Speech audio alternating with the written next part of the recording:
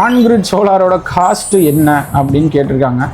On-grid சோலாரோட காஸ்ட்டுங்கிறது like ஷீட்டில் போடுறீங்களா, ரூஃபில் போடுறீங்களா, மோனோபர்க் போடுறீங்களா, பைஃபேஷியலா, டாப்கானா, எந்த டைப் ஆஃப் இன்வெர்ட்டர் போடுறீங்க, எத்தனை ஃப்ளோர் உங்கள் வீடு இருக்குது, இதெல்லாம் பொறுத்து நிறைய வேரியபிள்ஸ் இருக்கிறதுனால ப்ரைஸ் வந்து இதெல்லாம் பொறுத்து மாறும்.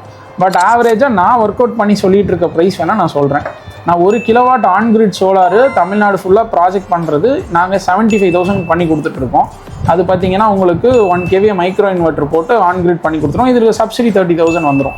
2 கிலோவாட்டோட காஸ்ட்டு நம்மக்கிட்ட 1,40,000, இதில் 62,000 சப்சிடி வந்துடும் உங்களுக்கு. 3 கிலோவாட்டோட காஸ்ட் வந்து 1,80,000, இதில் 78,000 சப்சிடி வந்துடும். 5 கிலோவாட் வந்து 2,80,000 பண்ணிகிட்ருக்கோம். ஸோ இதுலேயுமே 78 சப்சிடி வந்துடும். ஸோ இந்த மாதிரி எத்தனை கிலோவாட்டுக்கு எந்த கிலோவாட் செலக்ட் பண்ணுறீங்கன்றதை பொறுத்து காஸ்ட் வேரியேஷன் இருக்கும். இன்றைக்கி டேட்டில் நான் சொல்லிகிட்டு இருக்கேன். ஸோ மேபி ஃபியூச்சரில் இந்த வீடியோ பார்க்குறீங்கன்னா அன்றைக்கி டேட் என்னவோ ப்ரைஸ் என்னவோ நீங்கள் என்கிட்ட கன்ஃபார்ம் பண்ணிக்கலாம்.